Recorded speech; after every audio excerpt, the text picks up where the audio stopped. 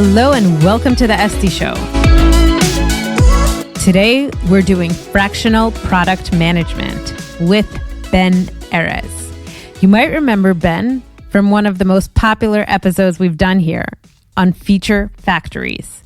That episode was so hot, it even caught the attention, not necessarily of the best kind, but of Marty Kagan and Lenny Rachitsky, the greats of product management. And now Ben is back to discuss what it's like to set up a career as a fractional product leader. Guys, some conversations that I have are good, and some are very good.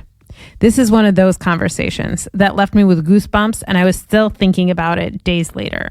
Now, what is fractional product management? So the literal translation is a numerical value that's not a whole number. So in product management, fractional just means an employee that's not full-time. This is one of a few conversations that I'll air on this topic because I've been doing a deep dive, and I spoke with Akash Gupta on fractional product management. He wrote a post together with Jason Knight on it, and he gives a perspective that's more research-based. He speaks with over 30 fractional product leaders and gives his perspective. Ben gives the perspective of first person, what it's like setting that up, how he's tested his way to the kind of work that he likes doing, to the kind of pricing that works for him and his family.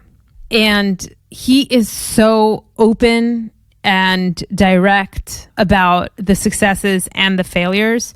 I am sure that anyone who's interested in any sort of fractional work will walk away with a playbook of tips. Now, we recorded this conversation a month ago, and Ben was going to offer a special discount for my listeners to his meta interviewing course. But fortunately for him and unfortunately for you, his course already sold out. So you'll hear the story of how he got started in that part of his business. And if you're interested, maybe sign up for a future course of his. Who's this episode for? This episode is for product managers and leaders who want to know what it's like going out on your own. For product managers who are burnt out. For product managers who want to live lives on their own terms.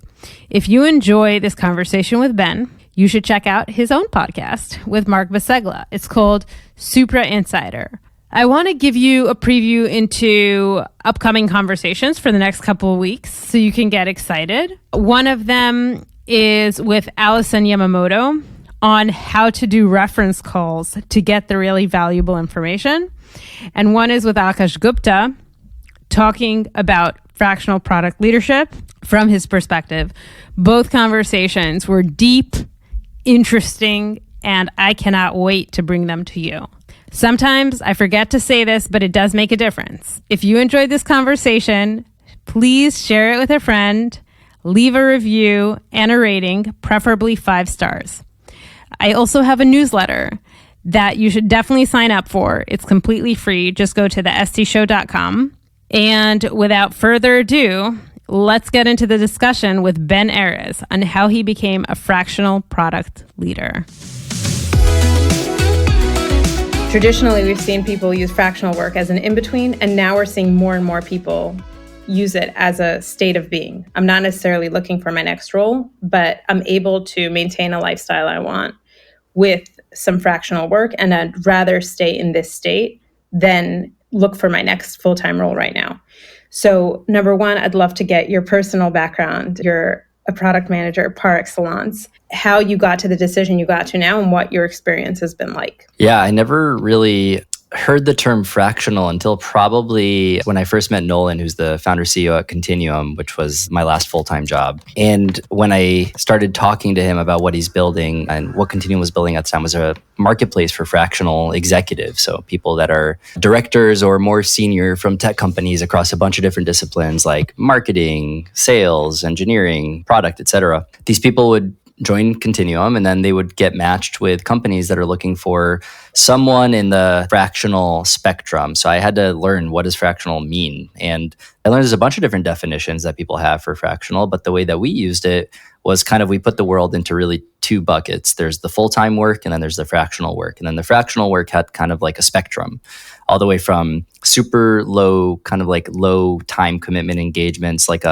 advisory, maybe an hour a week or a few hours a month kind of situation, all the way through part-time work, which is maybe like 10, 15 hours a week of boots on the ground, rolling your sleeves up and getting work done, all the way into maybe like full-blown 40, 50 hours a week for a certain number of months as kind of like an interim leader until they found the next person.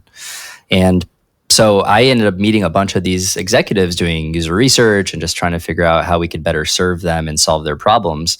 And that was, I think, a really educational moment for me in my career, like being in a full-time job, but also meeting a bunch of people that are either in a full-time job doing fractional work on the side or have taken that leap that you're describing. And some of those people were just starting. They maybe just left, 20 years in a really big tech company, and they've never done advisory before. So they're super fresh and green and trying to just figure out what's what, all the way to the people that were maybe a few years in and they just wanted to be on the platform because they thought that was the right place to list themselves. They wanted to be in good company. And by the time I left Continuum, I learned enough about how people were doing this kind of work that I wanted to put myself to the test and do it myself. So I've been doing this for about 5 months now, doing advising. And I think what you find is that fractional it's kind of like literally everything that's not full-time work. So I've been doing like PM interview coaching. I've been doing advisory for early stage startups. I have an interim engagement that I'm doing right now as a kind of like a first PM lead for a pre-seed company. And I'm going to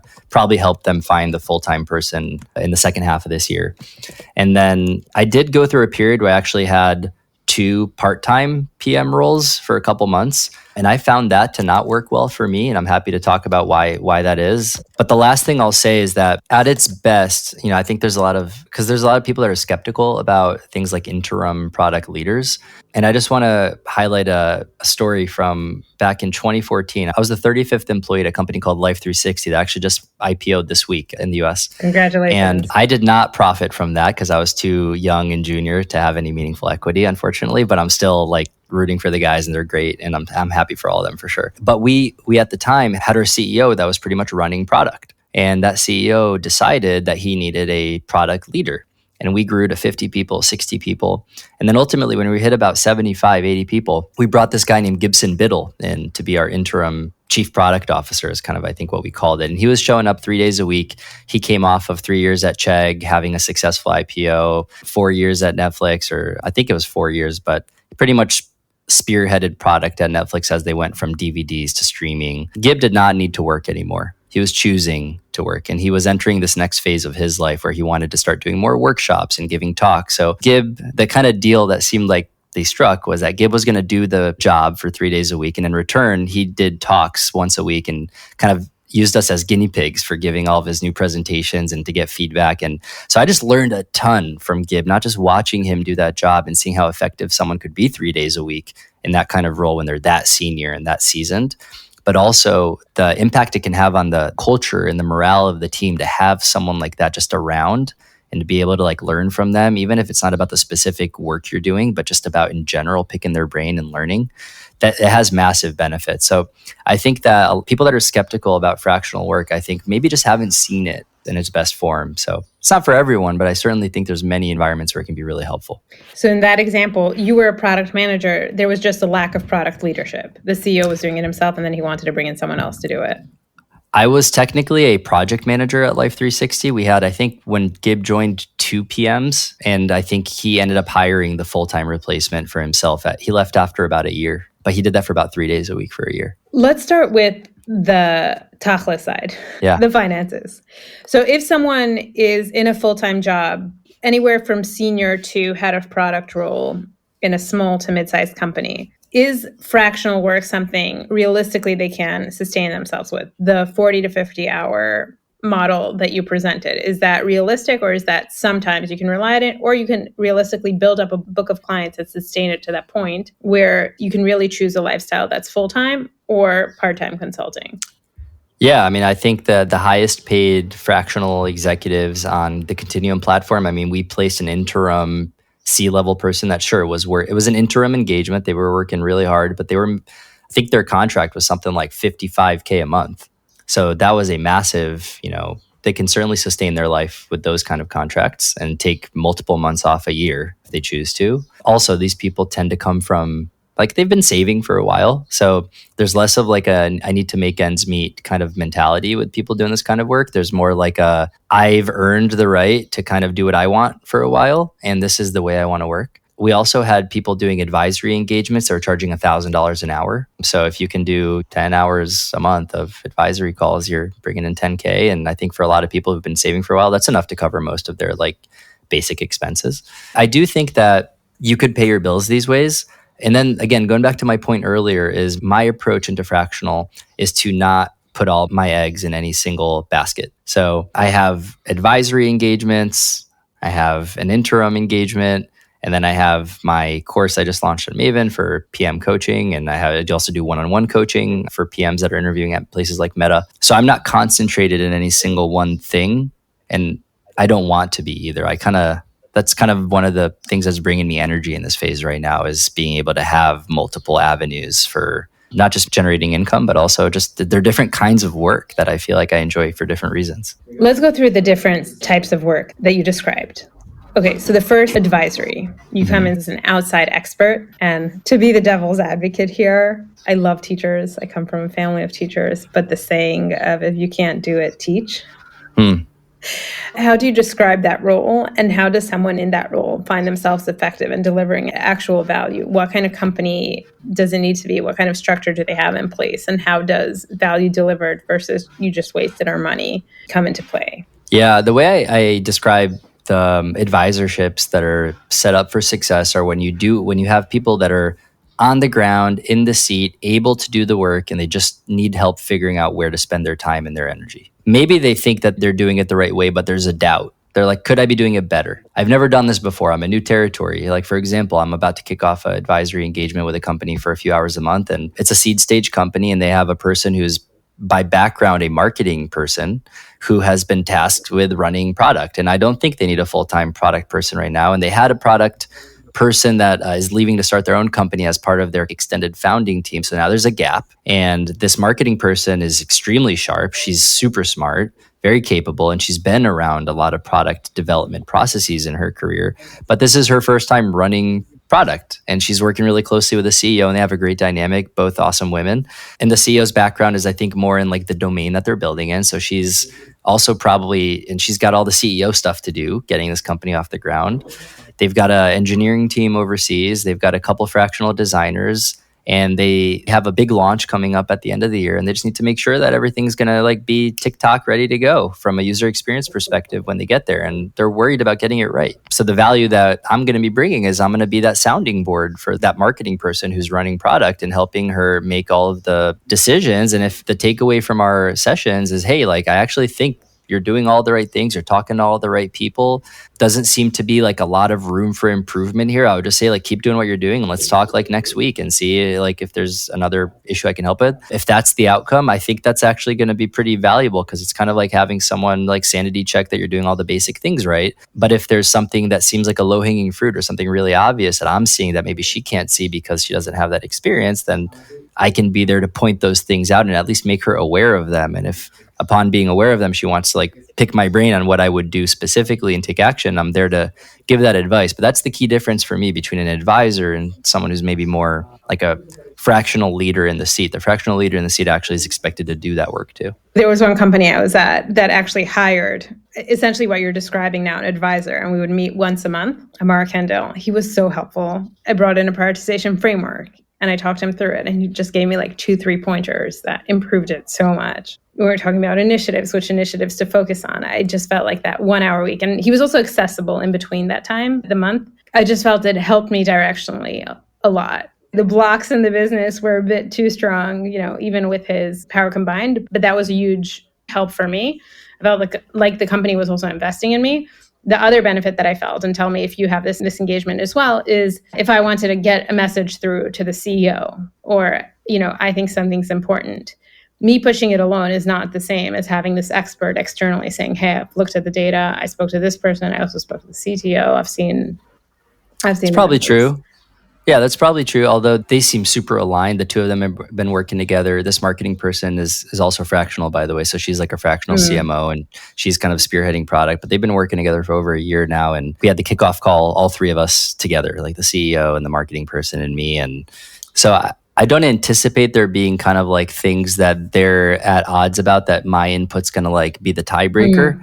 But I do think that their existing conversations will probably become a little bit more informed or a little bit higher level if my perspective ends up being useful. Like they can be like, oh, and Ben said this. Also, like as someone who's not embedded in the company, you're coming with more, I feel like, industry expertise. Like I've seen, and the more these types of clients you pick up, you say, I've seen 3 companies do this and it's been successful. Or I've seen company after company try this and not be successful. So you're bringing that to the table as well. Yeah, at the end of the day, like when you really think from first principles, like why is experience helpful? Yeah. Right? Why does someone that has, 15 years of experience doing something, why are they more valuable to a company than someone who's got 2 years of experience doing that thing, right? And, there's probably not a definitive answer, but in my view, I think a large part of it is that they have seen patterns. They've seen things that emerge. They can recognize the current situation and figure out which kind of framework might apply to it or which lessons from the past could be applied to the current moment. Like they can help you see around corners. So I think that's kind of the goal. And yeah, like I'm definitely not an industry, like a domain expert in what they're building. Like they know the space that they're building in way better than I do. But when it comes to like, hey, you've got this deadline, you've got these engineers over here who can do this stuff, and you've got these designers over here who can do this stuff, and then here are the people you're trying to serve, and then here's the biggest gap between like what you can do today and what you need to do to serve those people, and these are all the resources you have. So like, how do you literally decide what to invest in, and how do you make sure you execute really well against that? I'm just leaning into kind of a superpower of mine, which is execution, and trying to help like that. That's one of the areas that, I have a lot of areas of weakness for sure, and areas that I have gaps. But like, I would say that consistently throughout my career, like execution rigor has been one of my strengths. We'll get into this in the third category that you brought up. But if execution is your strength, as an advisor, you're really not tapping into that execution piece. You're not executing anything yourself. You're just working with the people who are executing. However, yes, but okay, or yes, and I don't know about you, but when I'm around people who are better than I am at something and they're telling me how they are seeing the situation, I can't unsee it. So if I can see a way to execute better relative to the way they're executing and I express it, I'm pretty much like I'm showing them a gap, right? And if they choose to not act on that, that's their call. But there's no lack of motivation and capability and competence in this team. Like the reason I want to work with them is because I feel like if I give them good advice, they will do stuff with it. Also, they reached out to me. So like if someone comes to you and is like, hey, we really think we would benefit from your advice, and then you give them advice and they don't take action on it, you could like be like, hey, maybe I don't have the value to offer you that you thought I did. And that's totally cool. And like, let's find you someone better, right? But if they think I can be helpful and then I plug in and I think I can be helpful and then I give advice and they find the advice actionable and relevant and then they take action on it and good things happen, then that seems like it's like a win for everybody. It's like the grandparent relationship. You have all the benefits without the responsibilities. Yeah, sure. I would say advisors don't have accountability the way that the people in the seat do, which is, in my opinion, actually one of the downsides of advising is because I like that accountability. So I like having to think through things when my neck is on the line. However, what I've learned about myself over the years is sometimes when I am not connected to the company in a deep way, like I'm the product leader and it's my decision and I'm responsible for whether it goes wrong or right. And sometimes when I have that distance, I've been told I give really good feedback. Interesting. And I give really good advice. And I think when I can look objectively at someone else's situation, dots connect that sometimes maybe don't connect for me when I'm in the seat. Your judgment is not as cloudy. Yeah. You're honestly like less worried about maybe your ego. Maybe it's my ego doesn't get in the way. Maybe it's what does this mean for me? Right. Let's reframe ego as sense of self-worth. Like, I'm a failure if this doesn't work. Yeah, well, or if maybe the right decision for this marketing person is, hey, like they have an assumption they need a full-time PM. And what if I come in and what if my advice ends up like setting her up for success and then they don't need a PM? But let's say I was the PM at this company and I came to that conclusion. Right. Then now I have to justify yourself. My own existence. Yeah. At this company, right? But as an advisor, I'm like, I can look at it objectively. Like, you don't need a PM here. You guys are great. Like, you're crushing. Save the money. Right. And A PM is only going to hurt you. There's just one more person you got to convince. It's another chef in the kitchen or another cook in the kitchen. Just like keep going the way you're doing it, and like why mess it up, right? But if you're in the seat doing the job and you come to that conclusion, you honestly can't talk about it the same way. Yeah. Let's jump to the second category, which is interim, chief marketing officer. And there are two types of interims, right? They're hiring someone, but someone can only start 3 months from now. So they're hiring someone for the gap, or they haven't hired someone. They want to hire someone and they want it to have the time and the space to make a thoughtful decision. So they hire an interim person who could turn into the full-time person, or maybe not, depending on how it goes. I'd say there's a third. Yeah, tell me. That's like the maternity or paternity leave scenario, which we saw a lot at Continuum. So like someone's going to take 4 or 5 months off to, bond with their new baby. So the company has to decide, like, are we cool living with this gap? Should one of that person's direct reports maybe step into the role and kind of like oversee their responsibilities, or does their boss oversee their responsibilities, or is this enough of a job that we don't have the right people and it's not for the CEO or whoever they report to do that job? So we actually need someone in the seat. And they start looking months leading up to the maternity or paternity leave to fill those gaps. But I'd say those 3 scenarios probably cover 95% of what I've seen. And have you ever been in those shoes? Like, who's a good candidate to step into that? Because the idea that the good full-time people are employed. So you gave one example of the person who retired. Like, he made it. He did his Netflix gig. Like, he doesn't really need it. Sort of people who still want to be somewhat involved but have some free time. Are there other categories of people who would fit well into that role? Yeah, so I'm doing one right now until the middle of July. And I came into this, I came into this one through a mutual friend introduced me to the founder. And they had a product person on their initial kind of like founding team who ended up not being a good fit anymore. So they parted ways. And they brought me in initially to do kind of like a knowledge transfer from that person so that, whatever was happening in his head could still be available to the rest of the team. And it was a 5-week contract. And upon coming in and starting to do my knowledge transfer work, which is like really talking to people and asking a ton of questions and documenting stuff, I discovered that it's not a knowledge transfer that was needed. It was an actual, like, there's a bunch of questions that just didn't have answers. Like, there's a lot of open questions that people route me to this document, and that document is like 6 months out of date, and this other thing. And are so these process things, or is this like, we don't have an answer to why customers do this, or why there's a gap in this in the business? It's like, what's our like plan? Like, what are we actually working on right now? Like, what's the next milestone? What's the scope of that milestone? How does that scope relate to the next milestone after that? When are we going to talk to users? How are we going to talk to users and validate these things?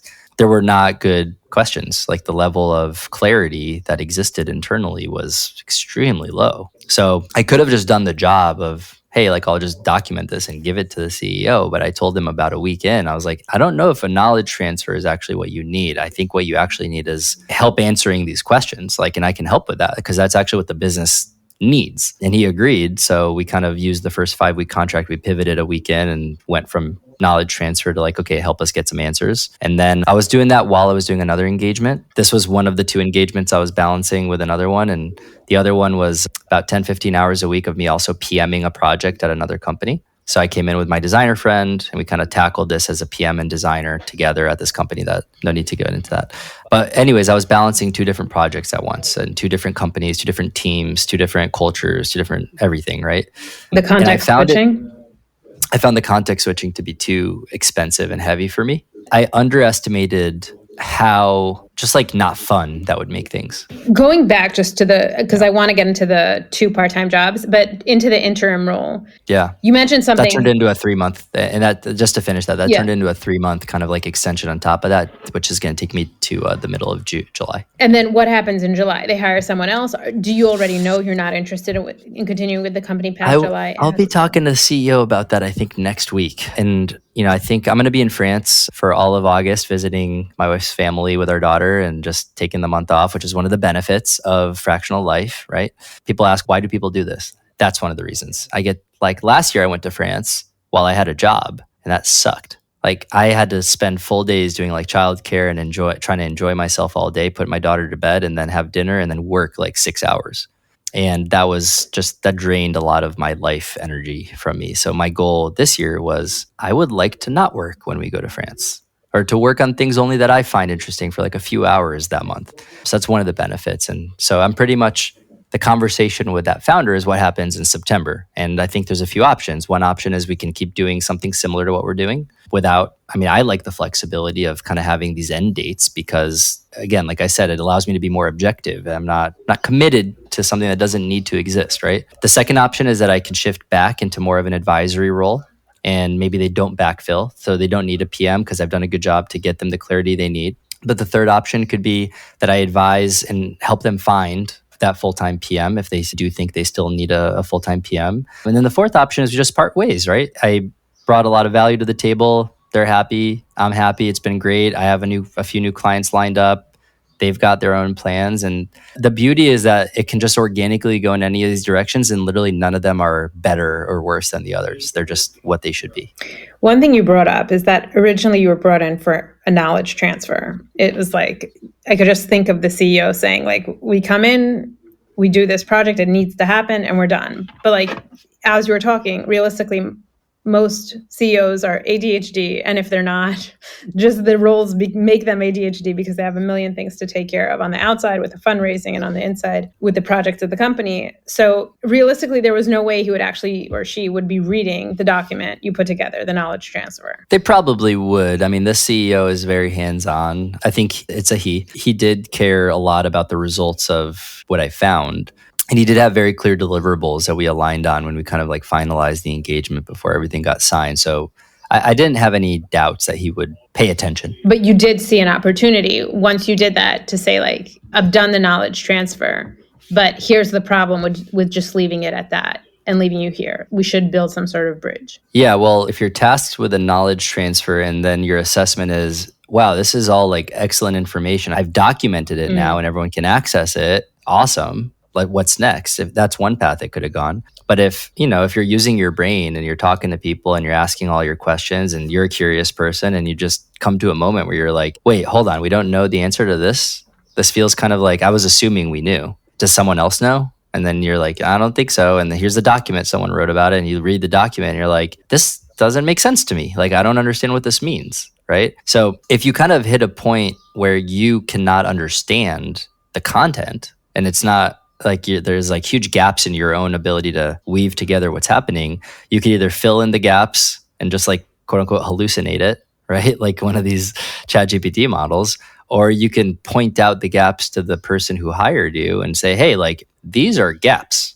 Yeah. Are you comfortable with these gaps? Do you want me to proceed with documenting them and just leave this big gap in the documentation of what I'm doing for you? Or would you actually like me to bring some of my skills to the table here and like help you fill these gaps? Yeah. I remember one CEO telling me he fired a PM because he couldn't understand a single ticket that he wrote. And he was like, if I can't understand it, how would the engineers understand it?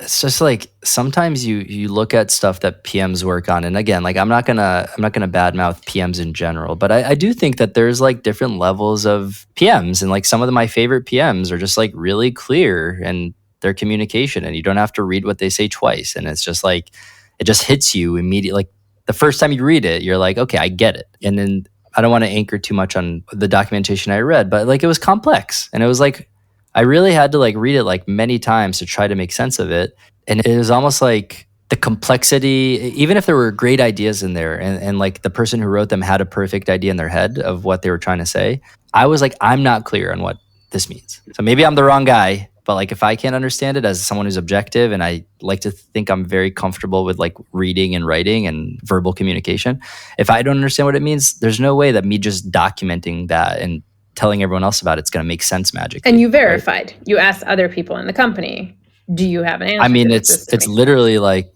if you think, going back to what I said earlier, when execution's a superpower of mine. So when I'm thinking like, okay, how does this company go from where it is right now to where it needs to be? And I understood the milestones by talking to the CEO before he finalized the engagement. And I realized like, oh, the designer doesn't know what they're supposed to design. And that was in our last episode. You said feature factory is what gets undervalued is the product management work that's still required. And you said sometimes there's one line that comes down and says, build this. And it can mean, and in this case, it's not one line. It's more of like a long-term vision that needs to be translated to like near term, like what are we building? And then the engineers are asking, what are we building? And then the designer is like, I don't know. So it's like the process was just broken. I had one right? situation where, when sometimes, funny, we're on a podcast, but someone hears a podcast or reads an article or sees a top company does something and like, oh, we'll do that. So a leader in this company saw that Amazon puts out press releases about a future vision of the company. So that leader wrote a press release of a state of a product when it was launched. And this was pre-discovery, pre-validation, pre-anything. And then like anyone would try to do like any discovery, any scoping. And it was like, no, we have the press release. Like that's your documentation. Oh my God. Yeah. So, okay, there's an internal conflict, and let me know if you want to speak to it. But as someone who's providing advising services and you get paid if you can extend the services, you're incentivized to look for opportunities where you could provide additional value, which you could say is also an That's probably true. Of incentives between you and the business. Could it come I would say, I think it's true that there is, and I heard this from a lot of the execs that we worked with at Continuum, that when people come into an engagement that starts like an advisory engagement, if they would like it to grow into a bigger engagement so that they can make more money off of it, then they are certainly going to be more on the lookout for opportunities to expand. I think that's true. Okay. What I've also seen is people come in, they see stuff, they make their own assessment, and they're like, they need way more help than I can offer. Like I got to tap out.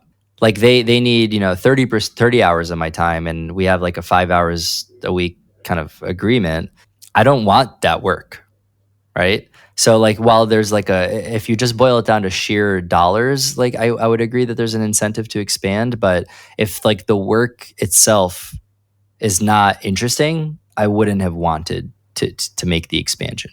But I think I get excited when I see, okay, lots of passion in the founder, super strong designer, super strong engineers, clear problem that I think they're trying to solve. There's a product that is doing something, it's not doing it great, and they need to make it better.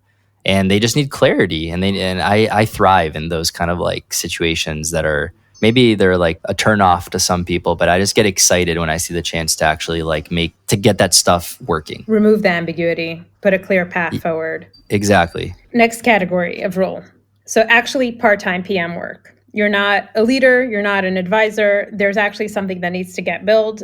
We don't have a budget, I'm assuming, right? Why would someone hire a part-time PM? But you're essentially a part-time PM. Please sit down. Here's a designer. Here's an engineering team. Get this to the finish line.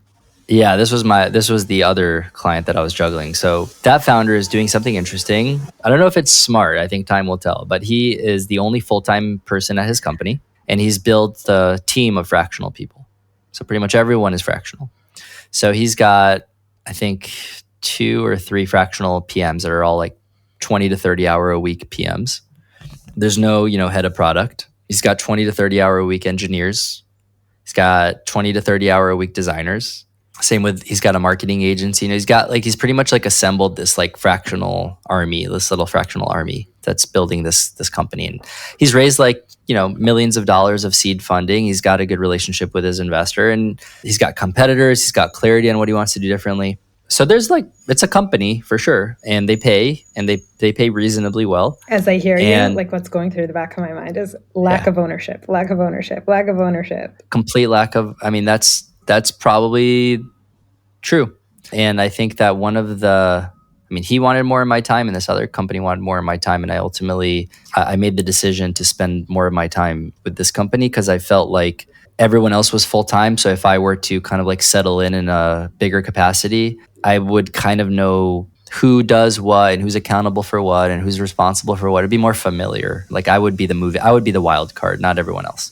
And I think in that first company, it's like everyone's kind of a wild card, and everyone's on different time zones. And because everyone's fractional, can't rely on their calendars to like actually represent like when they're available. So if you want to meet with them, you don't know when, and when you can. It's just like the communication overhead of those environments really challenging. And then because of that, I think there's also this desire to over document things.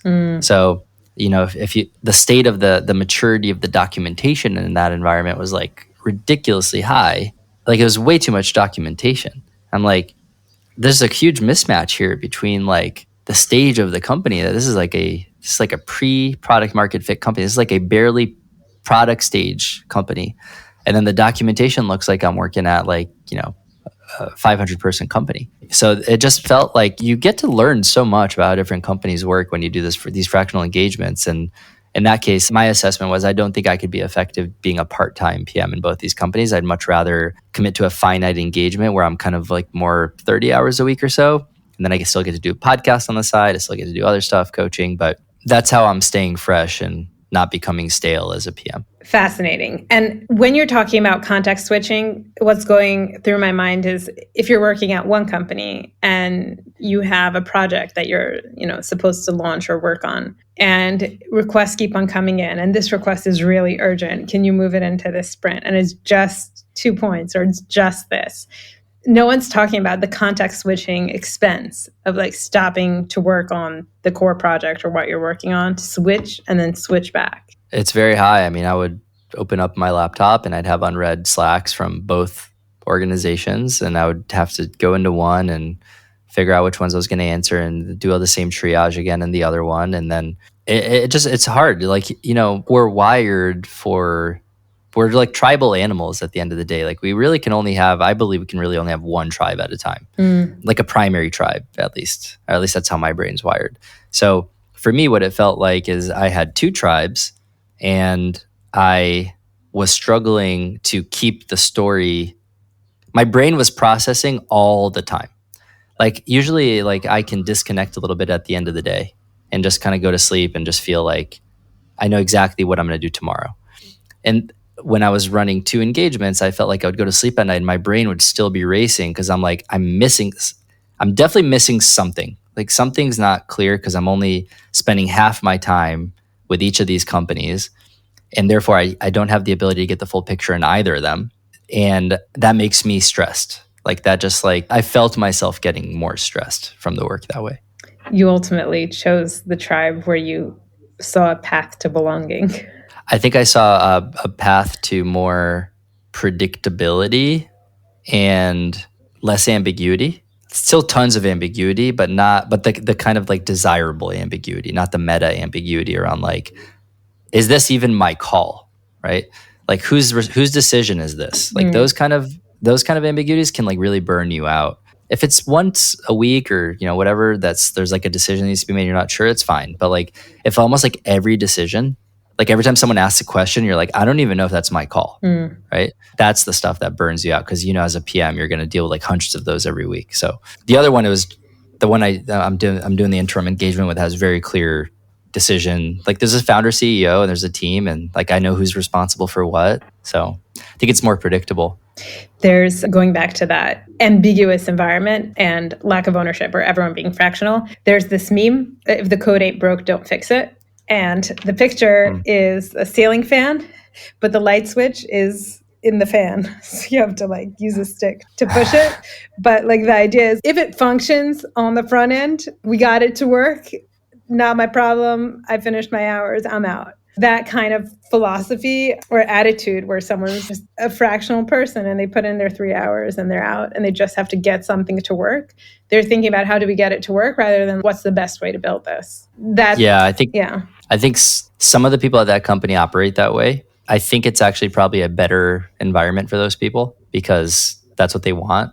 And then I think there's another kind of person that is in that company that wants to do things, quote unquote, the right way, or make sure that the pieces are all going to fit together in a way that makes sense holistically. And they think more like owners, right? Like they're like, if this was my company, would I be cool with things proceeding the way they're proceeding? And I have a very strong owner's mindset. Like I always try to put myself in the shoes of the founder CEO or the investors of the company. And if I see something that goes against, like if it would bother me as the owner, like I feel a need to do something about it. Right. And so that environment can be very challenging for people that have that owner's mindset because it's going to burn you out. Like inherently, it's going to burn you out to try to get things all working that way. Even if you were full-time in that environment, you'd burn out because it's the system. We talked about this a little bit last time, but like the systems that you operate in, they dictate everything about how you feel about being in that system. And like, I think if there's a match between someone and the kind of environment they thrive in and the actual environment in a company, that's where magic happens.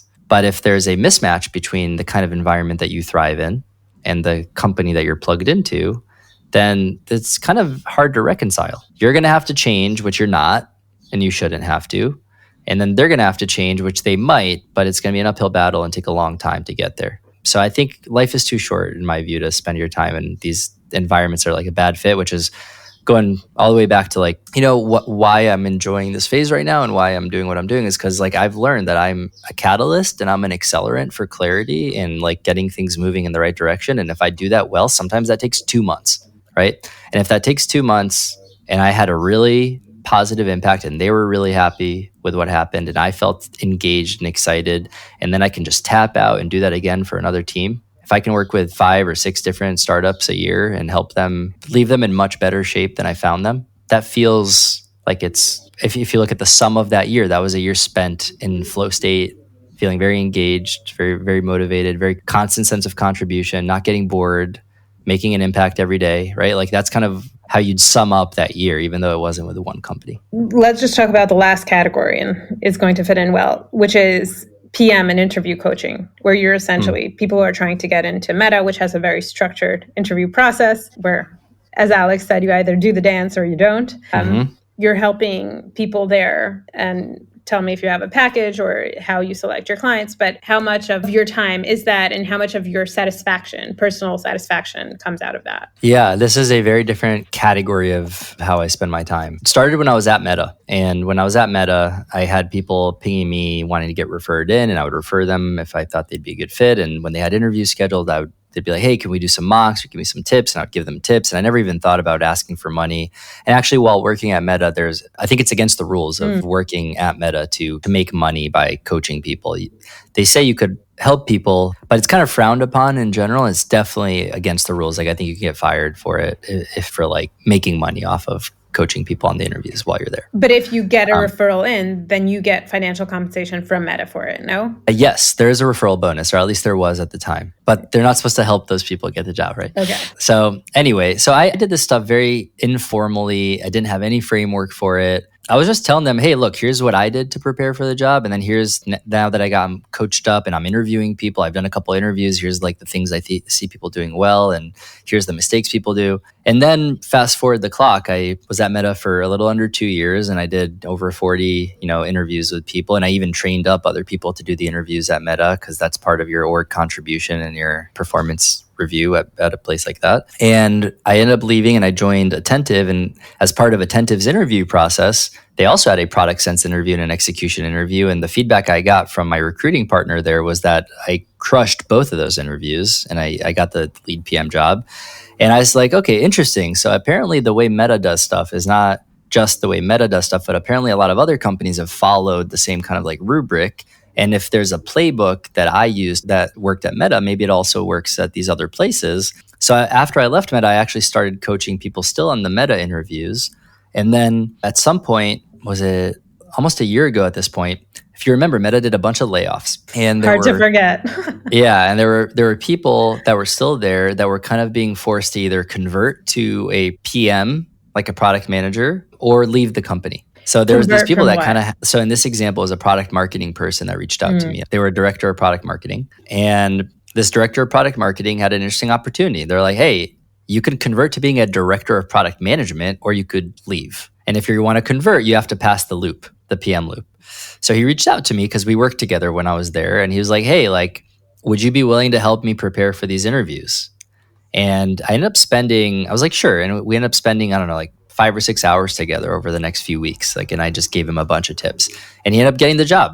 And he's a director of product management now at Facebook. And he said he's convinced that he wouldn't have passed without my help. So after I joined, he's like, can I thank you? Yeah. So he's like, how can I thank you for this? And I was like, if you want to plug me to other people that might be in a similar boat, like do it. So he ended up referring me to probably like 6 or 7 different people that were on his product marketing team that were trying to pass the PM loop. And I started by charging, like $100 a session. And then I found that I could raise it to $150, $200, $250, $300. People still paid and people were still happy with the value they were getting. And I was like, so I was getting more reps and I was doing it with more people and I was making good side cash doing this. And I knew these people had the cash because they'd been at Meta for like 5 or 6 years. And like they were extremely motivated to get these jobs. So they were like super grateful for the help and they didn't even care about paying me for it. So I was like, okay, this is interesting. I could make money doing this. And the people that are paying me are really happy to be paying me that money because they feel like I'm doing them like almost like a favor. Like they really appreciate it. So what I did is I ended up taking all the tips that I learned from both preparing for myself and coaching all these people. And there's a lot of like heuristics I started repeating over and over again, and people's like eyes light up. They're like, oh wow, like no one's ever explained it to me like that before. So I took all that stuff and I packaged it into a course that's now live on Maven. And my goal with that is to try to take a lot of what I've been doing one-on-one with people and to try to make it more accessible to people in a kind of cohort-based setting. We'll see how it goes. It's an experiment, but I think that the value from the course is going to be really high for the people that are actually trying to prepare. And if they're like me, struggled to come up with like a framework and had to piece it together for myself, hopefully I could save them some time. So yeah, that's the PM interview coaching stuff. Does that make sense? It makes sense. I'm interested to see how it scales from working one-on-one with areas where people need specific help to just having people watch your video and seeing if they come out with the same results or even similar. Well, I think the value of the one-on-ones is really in the mocks, like the practice. So if I ask you a question right now and you're under the gun to like literally walk through it live, and I'll be the interviewer and you're the interviewee, and that's the one-on-one magic where like you're getting that personal white glove treatment where I'm going to like, it's a simulation and you can't do that simulation as a group, but all the stuff that comes before that simulation is what's in the course. So in other words, if we did a mock right now and I give you feedback, the feedback, how would you plug that feedback into your framework? You have we haven't even aligned on what the framework is, right?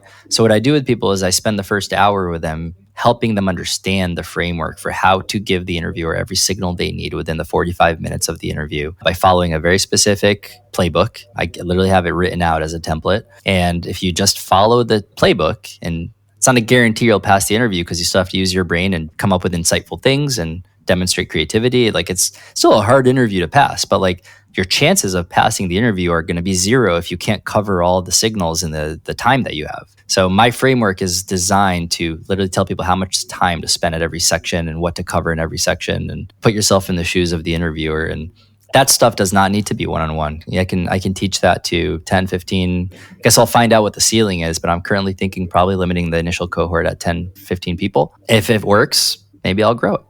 And if not, I'll keep running that size. We've spoken to people like Alex Rachevsky, who does this full time. This is one of I talked to Alex yesterday. Oh. Yeah. He's awesome. So why not full time? I just don't want to do it full time. Like I kind of like doing product work too. You know, it's like I like advising. I like the context switching between giving someone advice and actually doing the job myself. Like we've covered, I don't like the context switching of having two different jobs I have to do myself as a PM, but I do like the context switching between like genuinely helping someone be better at what they do without having to do the work myself for them and having the actual responsibility of being an interim PM. Like I want to always have an interim kind of engagement going because I think that's really enjoyable. It's also like good for paying the bills because there are more hours. But my fear is that I become rusty as a PM if I stop doing PM work. So I want to stay fresh. I want to have a reason to continue using that PM muscle. So Ben, when I reconnect with you in a year, you're still going to be doing many different things. Honestly, talking to you now, I can't imagine you doing one thing. I don't know. I think there's something really exciting about, you know, like for you, for example, like you can relate, like you really like this podcast, and it would be sad for me as someone who's gotten to like watch you kind of like grow as a podcaster recently. If you get a full-time job and you abandon the podcast, there's something like the emotion I feel thinking about that is kind of like, oh, that's a shame, right? Like there's something kind of sad about that idea. And I'm not judging it, you know, because like I know if you get a full-time job, like they're demanding as hell, right? Like you have to put yourself into a full-time job. Otherwise you feel like you're not delivering on what you need to deliver. You're not doing your best. So I understand why people, when they take a full-time job, stop doing other stuff. I know a couple other people that were like, I can't post on LinkedIn anymore because I have a full-time job. I can't put content out anymore because I have a full-time job. I have to be really careful what I say publicly because people could think it's representing the company, right? Like there's all this stuff that like you have to think about that's kind of getting in the way of authentic expression. And so for me, whether I will still be doing exactly what I'm doing a year from now, no idea. Would I like to continue to have a portfolio of things that I spend my time on that give me energy so that I can also be really present with my wife and my daughter and stuff? Yes. Like I like that flexibility. Thank you. That's so beautiful. It made me a little bit emotional. Itamar Gilad, in his example of MVPs, where he talks about the dashboard versus the chatbot, but he says, which feature should you move forward with? The feature where when you're testing it, if it goes away, the users are upset. They'll miss it. So thank you. That was beautiful. I have a set of lightning round questions, and if it takes a bit longer to answer, I'd rather get the meat. So could go as long as thunder. Let's do it. Okay, so number one, you touched on this, Alex. A lot of the fractional work, I don't know that there's formal research around it, but we're all parents. I have 2 kids. Alex has, I think, 3, a 4th on the way. You have a kid. And what I found is, and I know there's all of this, women have it hard. And I've worked for amazing female bosses and amazing male bosses and horrible female bosses and horrible male bosses. But I think there's definitely a clear differentiation between someone who has kids and who understands just how you can't breathe if your childcare is canceled for the day and you don't have plans. Just everything. You can't get anything done if your kid is around, even for half an hour. They will sit quietly. You don't know how much of that hostage-taking situation and parental decision-making should be tied into what kind of work you're going to be doing. Because on the flip side is also a full-time job is the benefits, is the stability that you'll be able to put money away for your kids and put them through school, blah, blah, blah. Such a good question. I was laughing because before I had my daughter, I thought the hardest part was going to be the sleep. And we got really lucky with sleep. She's been sleeping through the night since like 3 months. She's almost a year and a half now. The part that I completely underestimated and maybe didn't even consider because no one talked to me about it was the degree to which unexpected childcare duties will just blow up your day. And like my daughter's been sent home from daycare more times than I can count because she had like a higher fever than they like. And we take her to the doctor and the doctor's like, she's got no fever. And I'm like, okay. Where do you think she got the fever? Yeah, so she's got a quote unquote fever. She can't go back to daycare for 24 hours. She came home at 1 p.m., which means she can't go to daycare the next day. So now we have 2 full work days blown up because we have to do childcare. And my wife and I both work from home. And it's unpredictable. You can't do anything with, like, one person has to take the kid or you both have to share the kid responsibilities. And I'm sure you're nodding. You get it. So for me, for the first year of my daughter's life, I had a full-time job. And when these blow-ups happened, it felt really bad. Like it felt like I was going to drop the balls. I felt like I was letting my team down. I felt like, it was really, really, really hard. Now that I am doing a lot of stuff that is, a little bit like I have a portfolio of things that happens. If my daughter needs to stay home from school for any reason, I just tell people, hey, I'm not going to be available today. And if that means I don't get paid for that day, that's fine. Like I just miss a day of pay and it's more transactional in that way. So it's like this, the deal. Like I just got to move our meeting. Like we'll do it. I don't feel like I'm like a bad person. I don't feel like I'm like doing something bad. So it's actually really, I think, alleviated some of the stress at home around childcare for me to be in this situation. And then the last thing I'll say on that, because you mentioned it, I'm super grateful to my wife who has a full-time job and she has a good benefits package at a late stage startup. And, our health insurance and stuff is tied to her job. So I have the luxury of not having to be the primary, breadwinner in the household or the primary person who's got the more stable job in that sense. Like we're pretty equal partners in life in general. And I think that this is a phase of life right now where I have a lot of respect and appreciation for her for, doing what she's doing. And I think if she left her job and we had to also have, pay for health insurance and stuff, maybe that causes me to reconsider what I'm doing with my time. And there's financial realities in life. And I talked to someone when I was starting this journey, like probably 4 or 5 months ago, who had 2 kids, lived in California. He was about to come up at the end of his COBRA coverage because he was impacted by one of the layoffs at the big tech companies. And he was about to start having to pay $3,000 a month for health insurance for his family if he didn't find a new company that would cover healthcare, right?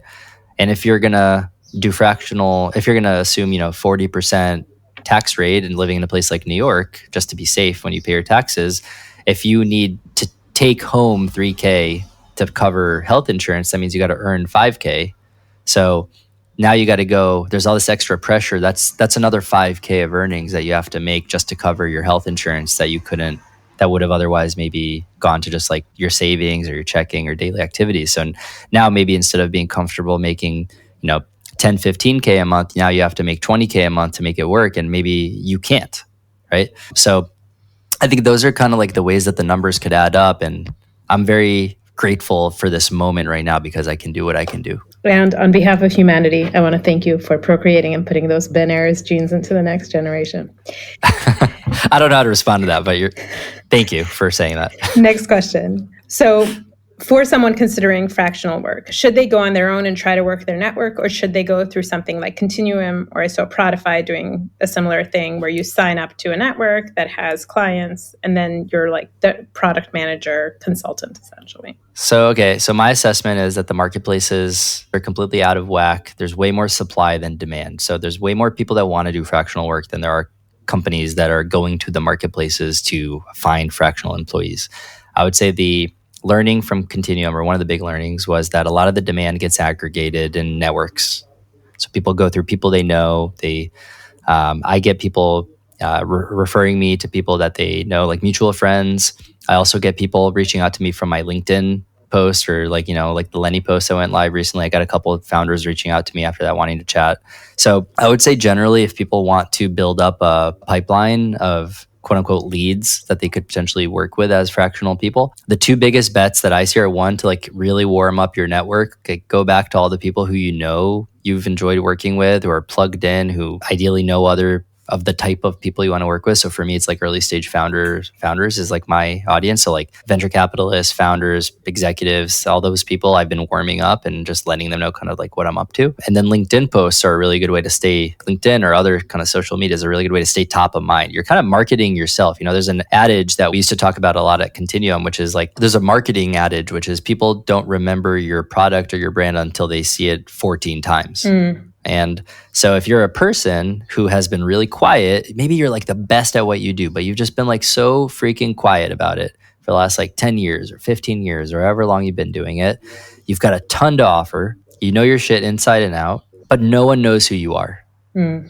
So how are they supposed to find you, right? So I think you have to start putting yourself out there. So I'm doing the podcast, I'm doing the LinkedIn posts, I have my newsletter, I'm starting a course, right? Like I'm just kind of getting my name out there, the Lenny post, whatever it is. This podcast, right? It's all marketing, and doesn't mean I'm showing up inauthentically on this. If anything, it's better for me to be authentic here because I want the people who if someone listens to this and they want to work with me, I'm like, man, this is a really qualified lead. Like this is probably gonna be a good fit. They know me. They know how I think about stuff.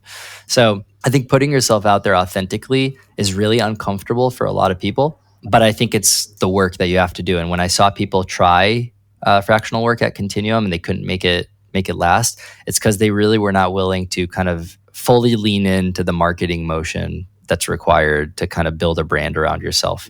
Like I think of Elena Verna, right? Like you think of like a lot of really successful fractional people that are having newsletters now. A lot of them just took the time to build a brand around themselves. And I think just like you'd market a product, like if you believe in yourself and you want to bet in yourself, like why wouldn't you market yourself, right? Like that kind of seems like what you need to do. Company CEO has two options. Option one, hire junior employees, but all full-time. Option two, experts, really expensive, know their shit, 15 years of experience, but part-time or fractional. I would do one of each. So both. And I know it's kind of like a cop out to your question, but like I really do think that the magic can happen when you have like a very hungry, very ambitious, very hardworking, more junior person in the seat that's ready to like put in all the hours, and they don't have kids, like they've got like 50, 60 hours in them per week. They don't get tired. They don't get distracted.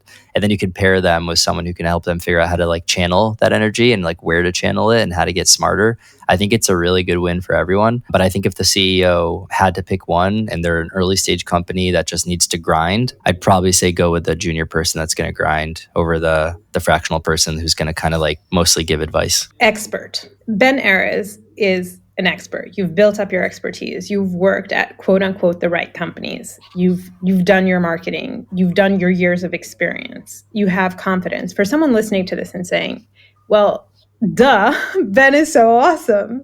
He has all those pieces. I've just worked at the same or two companies for 4 years each. and I'm considering this. Like, how should people think about themselves if they're not as cool as you? And Everyone's cooler than me, that's for sure. I mean, look, everyone's got a superpower, okay?